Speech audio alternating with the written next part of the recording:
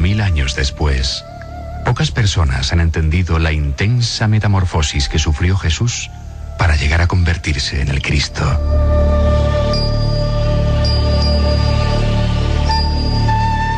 Quizá ese sea el eje central de toda transformación humana.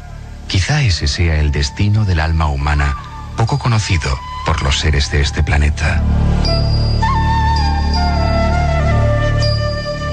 La puerta de los cielos está abierta, y Jesús dejó las claves para entrar en ella. Ocurría en este planeta hace ya más de 2000 años.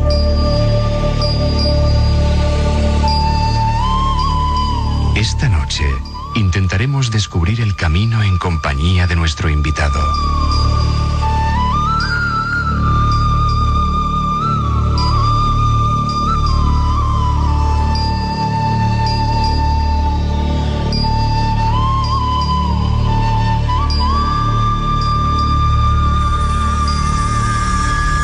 Ahí está la primera introducción, Félix. ¿La puerta de los cielos está abierta? Está abierta, sí. ¿Desde siempre o se abierta hace poco? Desde siempre. Lo que ocurre es que Jesús dio un impulso como seguro que no existían precedentes. Pero desde siempre estaba abierta. Sí. Otra cosa es que los seres humanos lo hayamos sabido o no. Y claro, si la puerta está abierta, pero yo no lo sé, jamás podré entrar. Ya. ¿Pero está abierta para solamente la gente que cree en Jesús o está abierta No, está abierta para toda la humanidad. Lo que sucede es que Jesús, cuando vivió la experiencia que él vivió, dejó establecida algo así como una facilidad, un camino, que facilita la experiencia a todos aquellos que participan de esa misma visión. Él mismo lo dijo: aquel que crea en mí, hará él también las obras que yo hago. Esto es tremendo, Miguel, ¿eh? Aquel que crea en mí, hará él también las obras que yo hago. Esto significa que Jesús no fue un individuo único, sí que fue singular. Evidentemente, cada uno lo somos. Él tal vez expresó una singularidad, o sin tal vez superior a la de cualquiera de nosotros. Pero no es única la experiencia que él realizó. Aquel que crea en mí, permíteme que lo repita otra vez, hará él también las obras que yo hago. Lo que quiere decir que efectivamente la experiencia de realización del Hijo de Dios, que es la experiencia que él hizo, está al alcance de todos los demás, de los cristianos y de los no cristianos. Pero los cristianos participamos de esa facilidad, puesto que él lo hizo, ha dejado el camino establecido. También dijo: yo soy el camino. Y aquello no fue una bravata, no fue una frase hecha. Realmente él era el camino en un sentido simbólico, porque habiéndolo hecho, todos los demás podríamos hacerlo también algún día. Y Jesús vuelve. Hay mucha gente que está diciendo, esperando que Jesús regrese. ¿Tú crees que está regresando?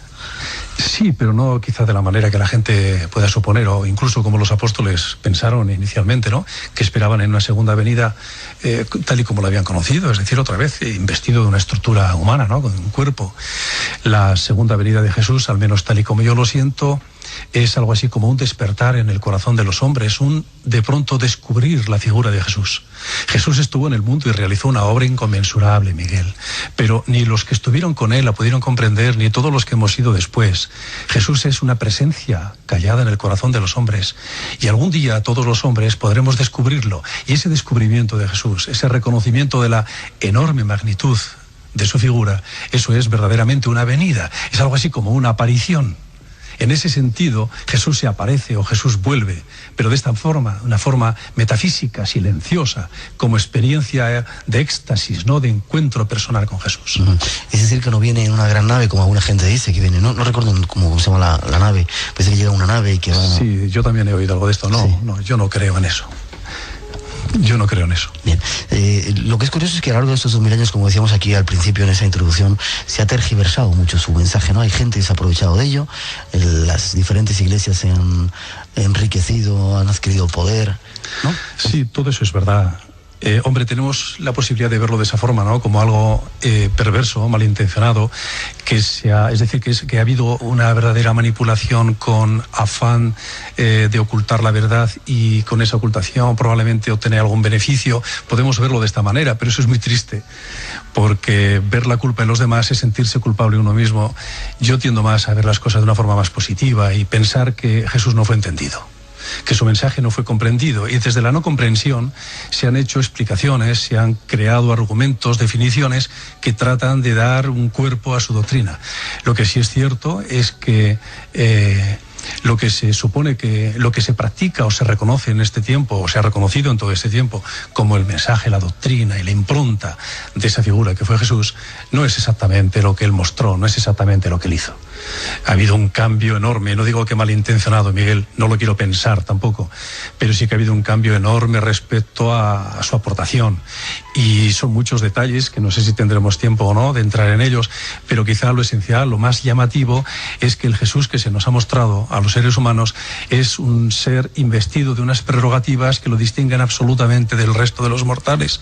Es decir, alguien que ha nacido ya con una especie de investidura, dotado de unos beneficios, de unas singularidades que jamás podemos nosotros hacer. Es decir, se nos ha mostrado un Jesús que ya era Dios, encarnó como tal Dios. En consecuencia, todo lo que hace Él no lo podrás hacer tú ni yo, que no somos Dios. Y esta es el gran cambio, la gran modificación, que no es lo que él decía ni lo que él hizo. Él era un ser humano como nosotros, o mejor dicho, empezó siendo un ser humano como nosotros. Y desde esa naturaleza humana realizó la transformación enorme hasta convertirse en el Hijo de Dios, en el Cristo.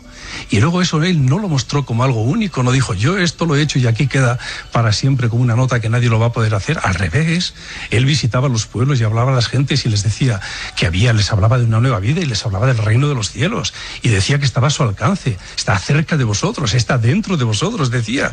Y afirmaba, como he dicho al principio, todo aquel que crea en mí, es decir, todo aquel que crea como yo creo, o todo aquel que comparta la misma visión que yo tengo, él también hará lo que yo estoy haciendo. Es decir, que Jesús nunca mostró su experiencia como única. Y esto ha sido explicado de una forma radicalmente distinta, que nos han hablado de un Dios venido a la tierra investido de esas prerrogativas. ¿De qué hubiera servido ese mensaje de Jesús, Miguel, si él hubiese visitado aquellos pueblos, a la gente necesitada, a los menesterosos, a los enfermos, a los leprosos, a los muertos de hambre y los muertos de esperanza? ¿De qué hubiera servido su mensaje hablando del reino de los cielos si quien hablaba era una especie de hijo de papá que ya lo tiene todo? De esta forma no hubiera conseguido convencer a nadie ni arrastrar a nadie. Y lo cierto es que Jesús arrastraba. Miradme a mí, aprended de mí, decía él muchas veces. Este es el Jesús. Y ese Jesús que fue no es exactamente el Jesús que nos han pintado.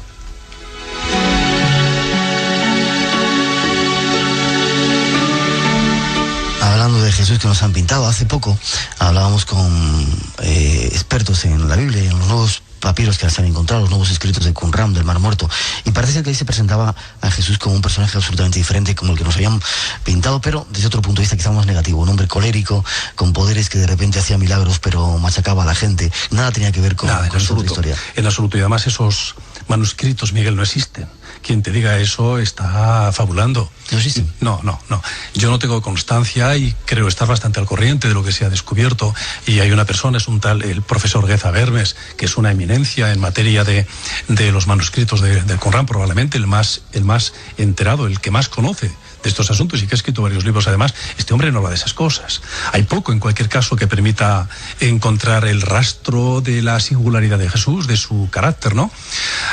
Sin embargo, cómo fue Jesús o lo que hizo Jesús, no hace falta rebuscar en los manuscritos del Mar Muerto. Aparece en el Evangelio de Juan. Juan fue alguien que vivió con Jesús, como tú sabes. De los 4 evangelistas, el único que conoció a Jesús fue él. Los otros hablan de oída, porque me han dicho, porque me han contado, porque he oído, pero Juan estuvo con él, vivió con él, además, los momentos más espectaculares o más importantes, más significativos de la vida de Jesús, como la transfiguración en el Tabor, o como la propia crucifixión. Él es el que estuvo allí, escuchando las últimas palabras que pronunció Jesús. Y este discípulo llamado el amado, no porque Jesús lo quisiera más a él, como entendemos nosotros, sino porque estaba más cerca de su corazón, es decir, porque lo conocía más, porque había una especie de comunión entre ellos, entre las almas, ¿no? Ese Juan nos habla de Jesús, y el Jesús que él muestra no tiene nada que ver con eso. Él nos muestra a un Jesús, un hombre que tiene conciencia de para qué ha venido a la tierra. Él tiene conciencia de ser un enviado del Padre, y esto lo dice. Aparece en el Evangelio, además hay numerosísimas citas. Yo en el libro menciono unas cuantas, pero hay numerosas. Yo no he venido del cielo para cumplir mi voluntad, sino la voluntad de aquel que me ha enviado. Esas son palabras suyas. Mi doctrina no es mía, sino del Padre que me ha enviado. Y las palabras que yo os digo no son mis palabras, sino las palabras de aquel que me ha enviado. Estas expresiones de Jesús que aparecen en el Evangelio de Juan nos muestran un Jesús que es consciente de que viene a realizar una tarea, de que viene a realizar una misión, a hacer algo. Y dice, bueno, ¿y qué es eso que viene a hacer Jesús? Pues él también nos lo dice. Dice, no he venido a cambiar la ley, sino a cumplirla. Es decir, él dice, yo he venido a cumplir la ley. O sea, primero empieza diciendo, yo he venido enviado por el Padre y lo que voy a hacer es lo que el Padre me dice que haga. Y eso es cumplir la ley. Y luego hay un pasaje esencial para entender esa experiencia, esa realización de Jesús, y es cuando él se encuentra con Pilato y al final en el proceso de la pasión, ¿no? Y él dice a Pilato, contesta Jesús a Pilato, yo para esto he venido y para esto he nacido, para dar testimonio de la verdad. Fíjate, la verdad en palabras de Jesús, o el veraz en palabras de Jesús, es aquello mismo que le ha enviado, es decir, el Padre.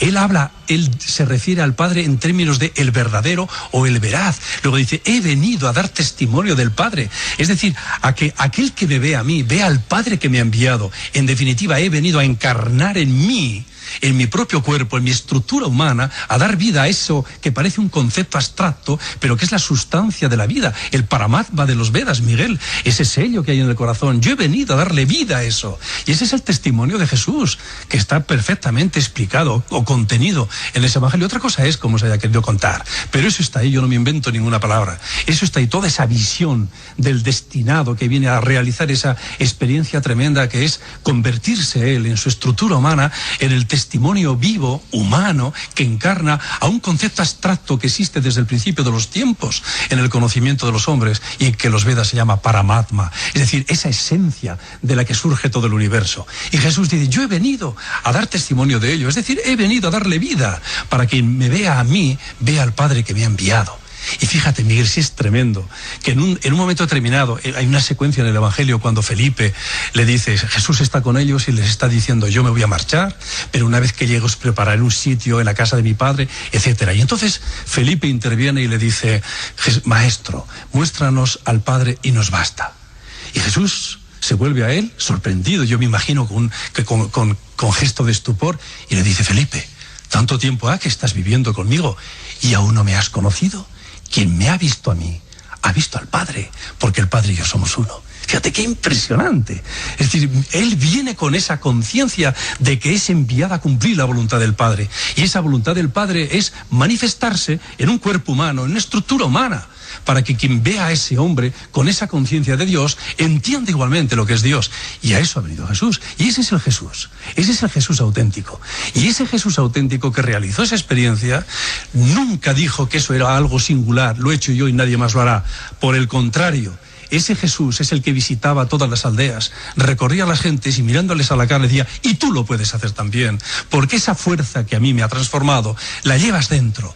El reino de los cielos existe dentro de ti, el Padre está dentro de ti. Y les daba las claves y el mensaje para hacerlo, y afirmaba, y permíteme que lo vuelva a repetir, porque es importante, y todo aquel que crea en mí, hará él también las obras que yo hago. Es decir, el que crea lo que yo creo. Esto es lo que él decía. Y ese Jesús, ese Jesús es el real, el que vivió. Y ese es el que aparece en el Evangelio de Juan. Ningún otro da vestigios o testimonio de él.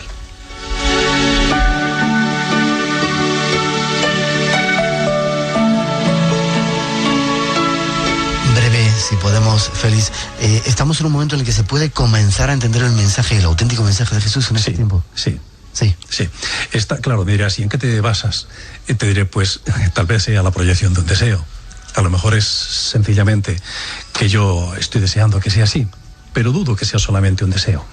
Para mí es una certeza. Estamos en el tiempo de la segunda venida, pero en ese sentido que antes comentábamos, Miguel, es decir, Jesús se va a despertar, lo jesuítico, diríamos, ¿no? Esa impronta que dejó sembrada él en la tierra antes de marcharse y que queda ahí como una especie de energía latente en el corazón de todos los hombres, eso se va a despertar. En el sentido, y en ese sentido es sería como una especie de segunda venida o una manifestación o aparición de Jesús. Y yo estoy convencido, persuadido totalmente de que estamos en el inicio del tiempo de esa segunda venida. ¿En qué momento? Estamos viviéndolo ya, Miguel. Estamos viviendo. Mira, tú antes me decías, he estado en América, en Buenos Aires, me pregunta la gente por ti, andas. Claro, tú has visto la gente allí cómo respira y los ves aquí en España. Yo viajo por ahí y doy conferencias y me encuentro con grupos de gente y te diré, es que hay unas, como te diría yo, hay una ansia, hay una esperanza, hay un convencimiento de que está a punto de ocurrir algo. Hay una apertura de corazón, en una palabra, en tantísimos lugares y en tantísimos millones de personas, que eso no puede ser en vano, eso no puede ser una especie de fantasía colectiva, Miguel. Eso responde a un impulso que todos compartimos, a un despertar que estamos compartiendo, de verdad. Y eso estamos hablando de la emergencia de un nuevo hombre, de una nueva raza, y es cierto, pero eso no es química, eso es porque algo metafísico va a despertar en nuestra conciencia. Sin embargo, hay guerras tremendas, quizá horribles, como nunca ha habido. La gente está destrozando no solamente en Chechenia, en África, hay gente que se está machacando unos a otros. Hay mucha maldad, entre comillas, o mucha cosa aparentemente negativa en el planeta, ¿no? Hay mucho mal, entrecomillado, efectivamente. Pero el mal, Miguel, también sirve al plan. El mal, a través del mal, se llega al bien. Luego, si quieres, ya hablaremos, espero que tengamos ocasión, porque si vamos a seguir hablando de Jesús, no me gustaría adelantar acontecimientos, pero es posible que tengamos la oportunidad todavía esta noche de poder comentar qué sentido tiene ese mal que se manifiesta. O si quieres lo comentamos ya. Si quieres. Para Jesús el mal tenía un papel, ejercía un papel. El mal, en cualquiera de las manifestaciones posibles, es algo así como una cara de una moneda. Y en el otro lado en la otra cara de la moneda existe lo opuesto a ese mal, que es el bien. Y Jesús conocía la ley que regula ambas modalidades o ambas cualidades de las experiencias, lo que llamaríamos experiencias de maldad y experiencias de bondad, ambas constituyentes o constitutivas de una misma moneda. Y Jesús sabía que cuando el mal se manifiesta, en cualquiera de las múltiples formas que tiene, está haciendo dos cosas. Una, manifestarse diciendo que existe, y otra, anunciando que existe también lo que oculta la moneda en su otra cara. Es decir, está anunciando el bien que trata de nacer. Y Jesús sabía que para que ese bien que está oculto detrás del mal emerja, era necesario responder ante el mal dando lo contrario del mal, es decir, el bien. Es decir, ante una manifestación de mal, responder con bien significa eliminar, erradicar el mal para que prospere el bien. En este sentido, el mal contribuye al cumplimiento del plan, que es el establecimiento del bien en la tierra, el establecimiento del reino de los cielos en la tierra. Entonces, ahora que hay tanto conflicto, tanta maldad, tendríamos que preguntarnos ¿para qué? Y el para qué es para que todos aquellos que tengan o tengamos conciencia, sepamos que esa es una sugerencia, una invitación, una llamada desde el fondo de la oscuridad del mal, para que seamos capaces de reaccionar de una forma positiva, es decir, de otorgar el bien ante todo el mal manifiesto, porque de esa forma estaremos contribuyendo al surgimiento, al nacimiento del bien. Y si realmente fuésemos capaces de actuar de esa manera, un día no habría mal en la tierra. Félix, tengo 3 folios aquí, ¿ves? De preguntas siguientes, luego veremos por dónde van, porque ellos son los que mandan. Pregunta para cuándo está prevista la segunda venida, lo has más o menos contestado. Dice que si hay alguna clave para descifrar el Apocalipsis. Te pediría que fueras breve.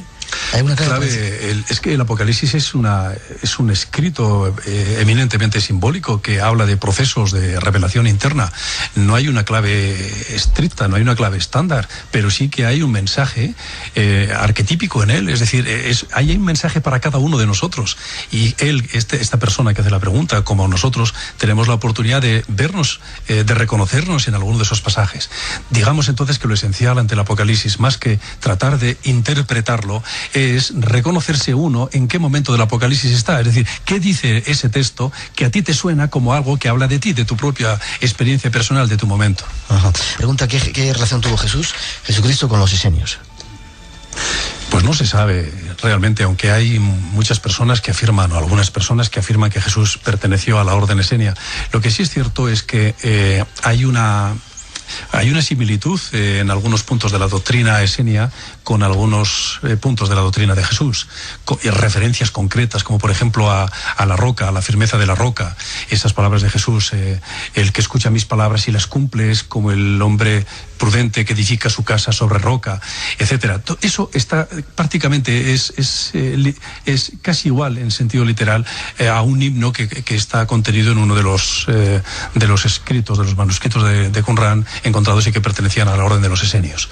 El sentido también que tenían los esenios de concebir a Dios como una realidad interna, como una presencia en el corazón, y el encuentro con Dios no era una experiencia del pueblo, sino una experiencia personal.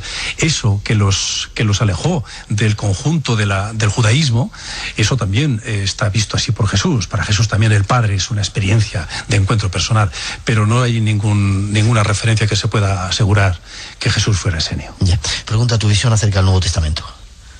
Casi nada. Mi visión, ¿en qué sentido?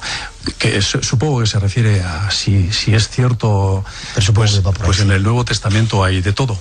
El Nuevo Testamento, en los 4 evangelios hay muchas incorporaciones que se han hecho después. Hay que pensar además que esos evangelios fueron reconocidos oficialmente como tales allá por el siglo IV de nuestra era. Había llovido mucho tiempo ya, y hay muchas incorporaciones que se notan que pertenecen a otros autores, que son cosas recogidas de tradiciones anteriores. En fin, no todo lo que hay contenido en los evangelios es atribuible a Jesús. Si es esto lo que quería escuchar, pues ya lo he dicho. Nos preguntan también qué opinas tú acerca de, como dice Benjamín Crem, ese supuesto precursor de Maitreya, que dice que Jesucristo está viviendo en este momento en Roma. ¿Crees que es así? No.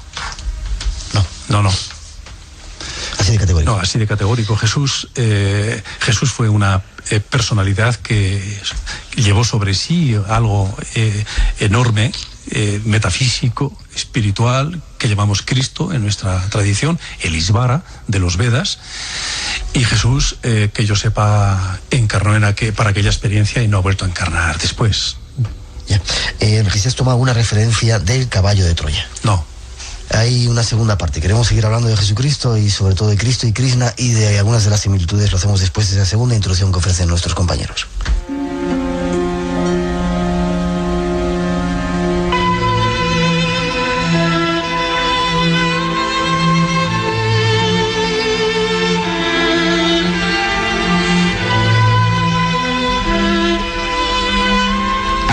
Que el propio Cristo sufrió su propia mutación, su propio camino de iniciación, todos los seres humanos necesitan recorrer esa senda.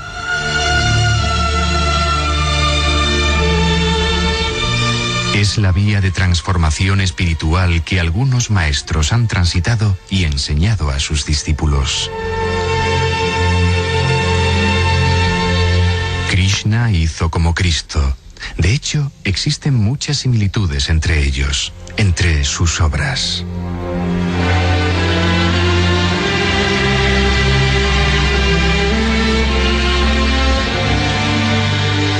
En los próximos minutos queremos descubrir algunas de esas claves para alcanzar el prometido reino de los cielos.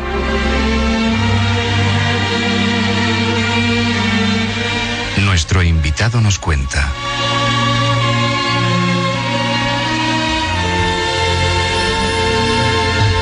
Félix, vamos a tener que estar 4 o 5 programas hablando del tema porque se nos amontonan las preguntas y yo quiero preguntarte también un montón de cosas, las preguntas de los oyentes. Similitudes entre Cristo y Krishna. ¿Hay similitudes?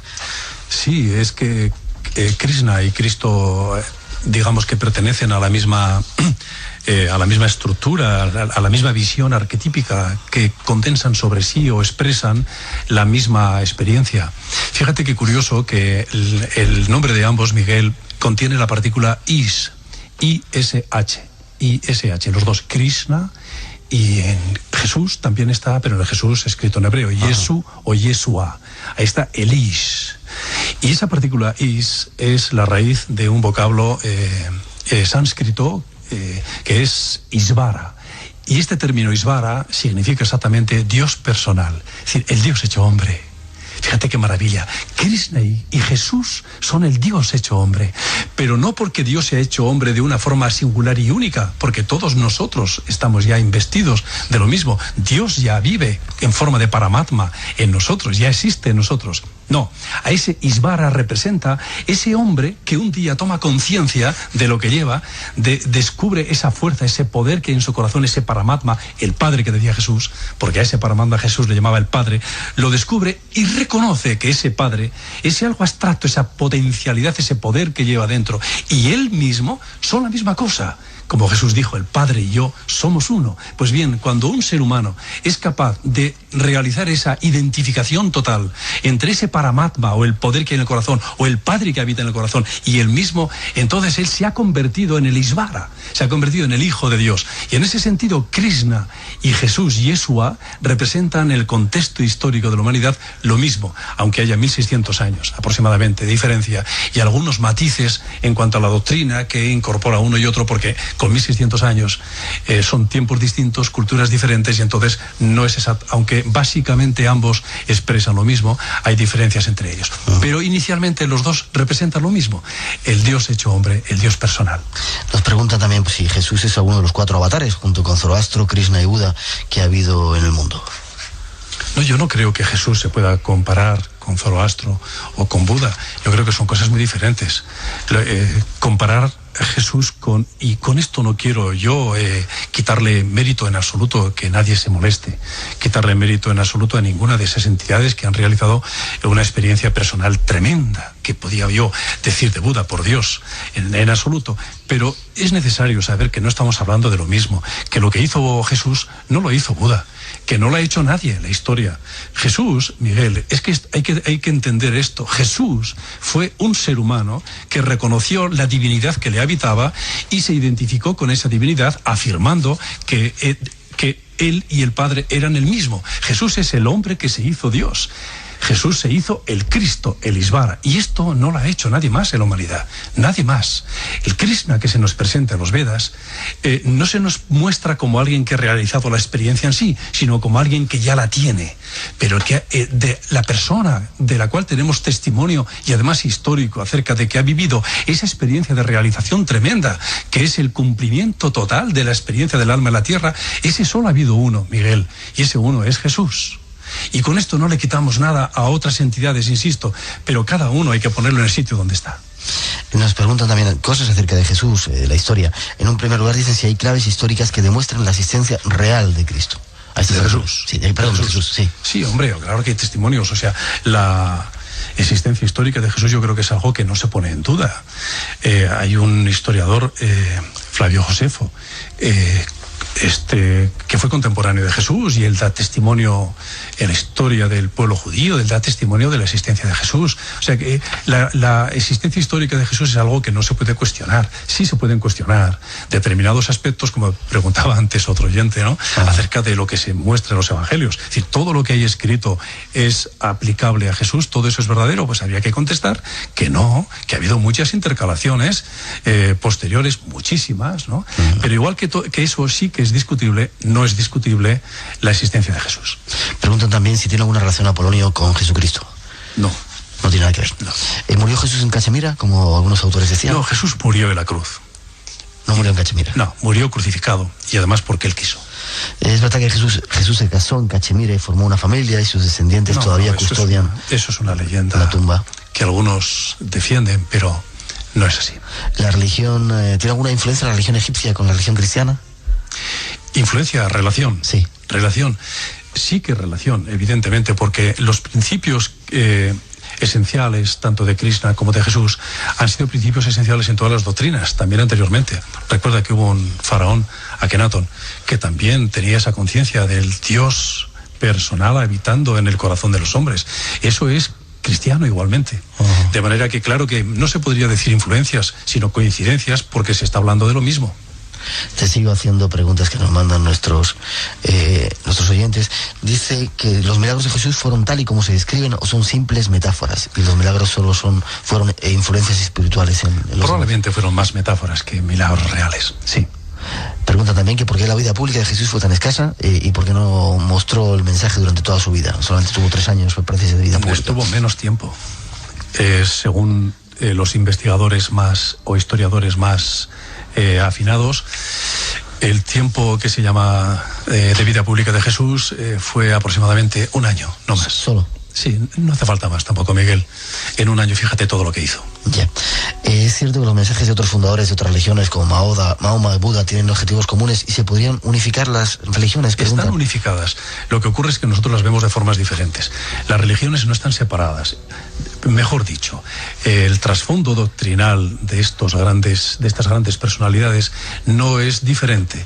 Lo que ocurre es que después, cuando los seres humanos hemos inventado las religiones surgidas de esas doctrinas, entonces sí que hemos establecido el cisma, pero en el fondo, en el origen, las cosas están unidas porque son una. Pregunta, ¿qué opinión te merece la Iglesia Católica?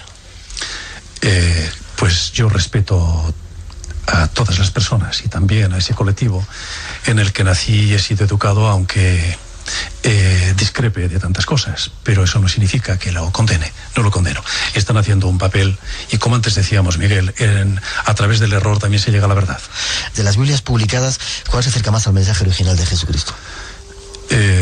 Las Biblias son básicamente todas iguales, ¿no? Lo que cambia es la traducción que se ha hecho. Entonces hay matices, algunas palabras, matices de tipo semántico, pero esencialmente son las mismas. Si le sirve de algo a esta persona, la que yo manejo es la llamada de Jerusalén. De Jerusalén. Pregunta, ¿qué relación había entre Jesús y Lázaro? Pues... ¿O hay alguna clave en esa relación? Sí. Breve, si puedes. Sí, hay una clave, pero sería muy largo de explicar. Digamos que Lázaro era un amigo de Jesús, pero era algo más que un amigo en el sentido afectivo, cordial, que nosotros podemos entender ahora. Era un discípulo de Jesús avanzado que realizó la experiencia de transformación enorme, que luego se reviste en forma de milagro en los evangelios, dando a entender que Lázaro fue resucitado habiendo muerto físicamente. Probablemente las cosas no fueron de esa manera, y lo que hay ahí detrás es un milagro de otra índole, es verdaderamente una transformación llevado a cabo por Lázaro, algo así como un proceso iniciático que implica la transformación profunda de una persona que probablemente fue el primero sobre el que Jesús aplicó esas verdades suyas y que calaron tan hondamente en él que experimentaron esa resurrección.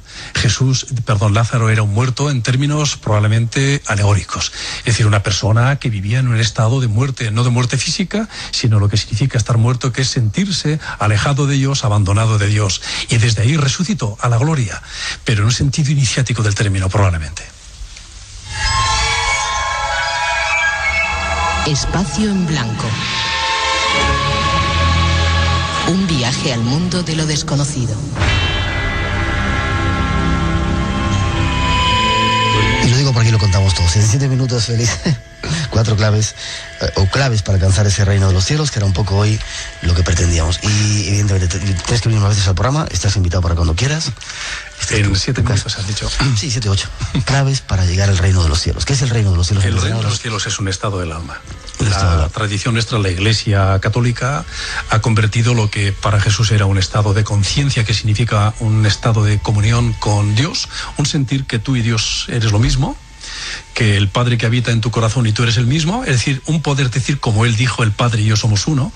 Quien es capaz de experimentarlo, eso, no de decirlo de boquilla, sino de experimentarlo, de sentirlo, ese habría alcanzado el reino de los cielos, que es un estado de inefable del alma.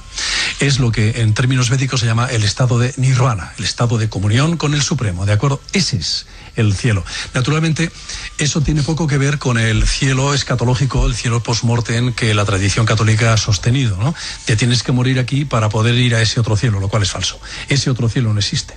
El cielo, el reino de los cielos del que hablaba Jesús, existe aquí, allí donde uno está. Y una de dos, Miguel.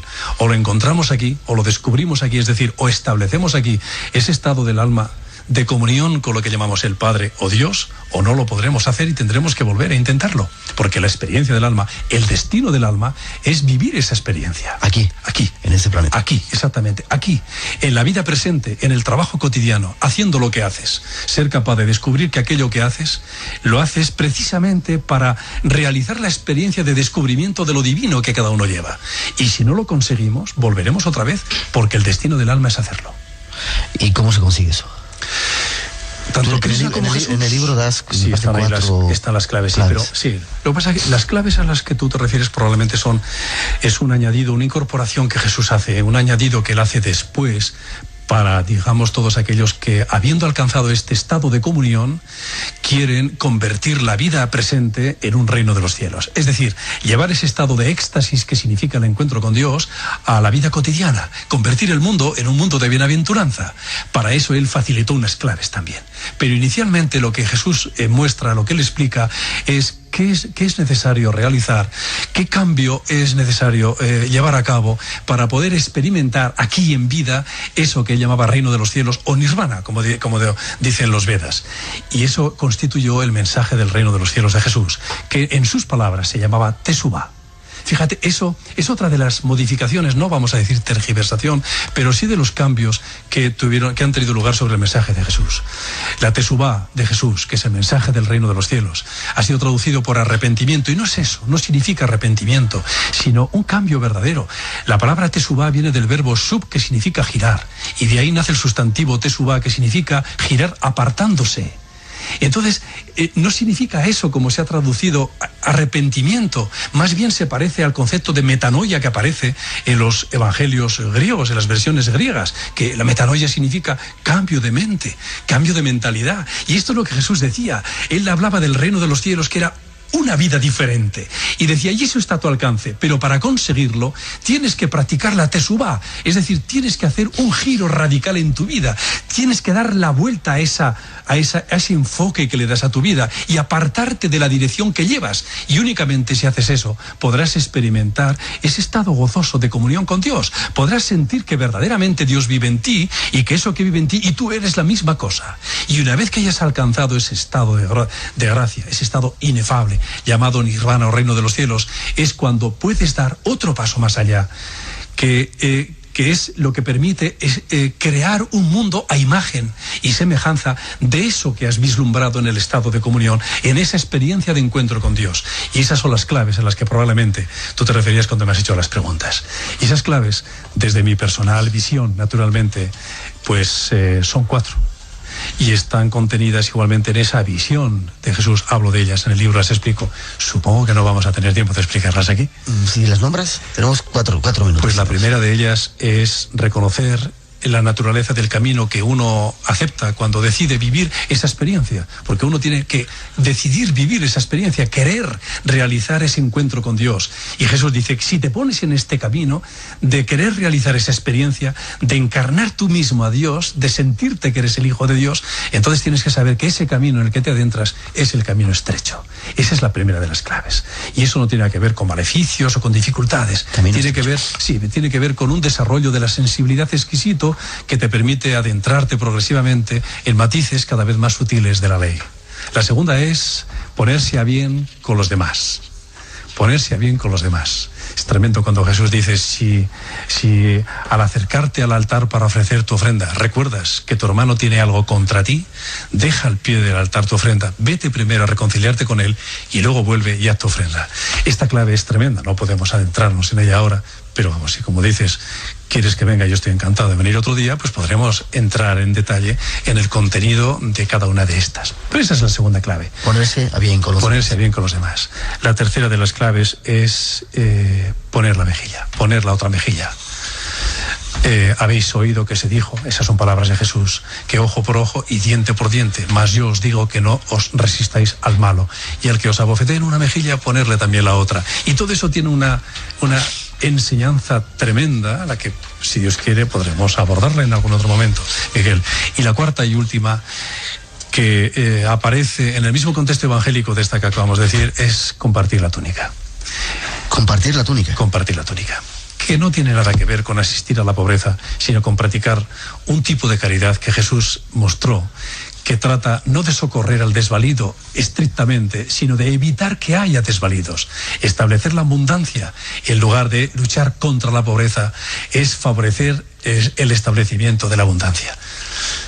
Pero en fin, como tú mismo decías, si hemos de venir otra vez, pues ya habrá que venir. Habrá que venir.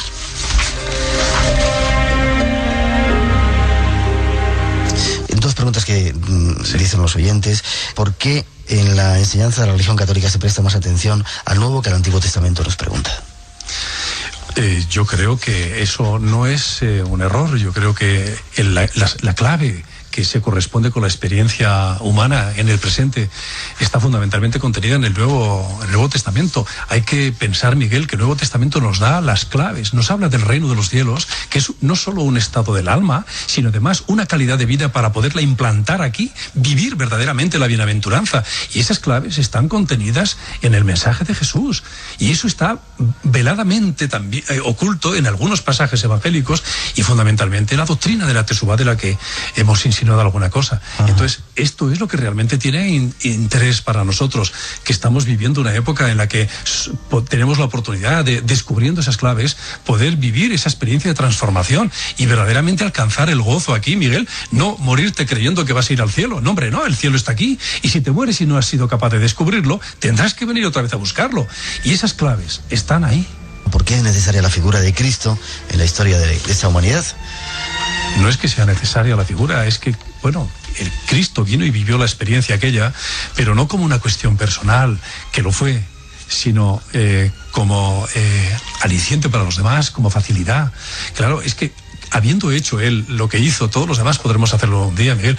Tú conoces, y seguramente la persona que nos ha hecho, este oyente que nos ha hecho la pregunta, seguramente conoce aquellos experimentos que llevaron a cabo un grupo de biólogos en Inglaterra, liderados por el biólogo llamado Rupert Sheldrake, con unas ratas que las sometieron a una tarea de aprendizaje. Las ratas tenían que aprender a sortear un laberinto. Qué bonito. Y después de muchas sesiones, las ratas aprendieron, las colocaban en la puerta y ellas solitas se introducían en el laberinto y sin ningún titubeo llegaban hasta la salida.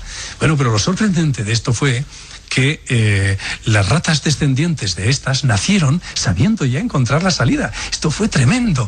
Y lo igualmente sorprendente es que constataron que otras ratas existentes en laboratorios situados a miles de kilómetros, sobre las cuales no se había producido este tipo de experiencia, de pronto supieron también sortear el laberinto. Y esto les permitió a ellos elaborar esa teoría de la existencia de campos comunes de experiencia, ¿no? En virtud de los cuales un individuo de una especie, la experiencia que él vive, no es única o exclusiva, sino que en alguna medida se convierte en patrimonio de todo el colectivo igual. Entonces, fíjate, cuando esto lo llevamos al terreno de la experiencia resuelta por Jesús, nos encontramos con que alguien llamado Jesús, que era un ser humano, uno de los nuestros, Miguel, uno de carne y hueso como nosotros, hijo de un hombre y de una mujer, vivió la experiencia de encarnar en sí mismo al Hijo de Dios. Pues si esto lo ha hecho uno de los nuestros, también nosotros lo podremos hacer algún día, igual que en el experimento, porque participamos del mismo colectivo. En consecuencia, esa experiencia no es única.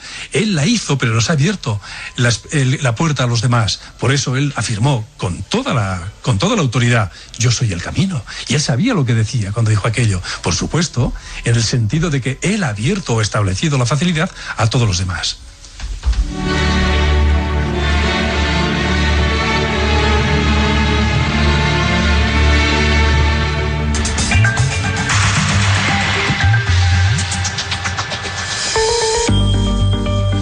Es curioso, Félix, aquí has visto, cuando hemos empezado el programa hemos puesto un montón de velas, todas se han casi consumido, las que tenemos aquí enfrente. ¿Las hemos agotado? Había 5 o 6, han desaparecido. Pero todavía queda luz ahí, ¿eh? Queda luz. Queda luz. Podemos salir del laberinto, ¿no?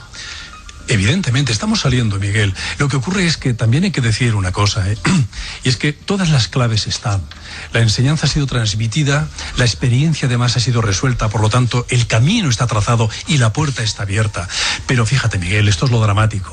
De nada nos sirve que todo esto sea así, que además sea fácil, que esté en nosotros esa posibilidad. De nada nos sirve si nosotros no somos capaces de abrir los ojos y reconocerlo.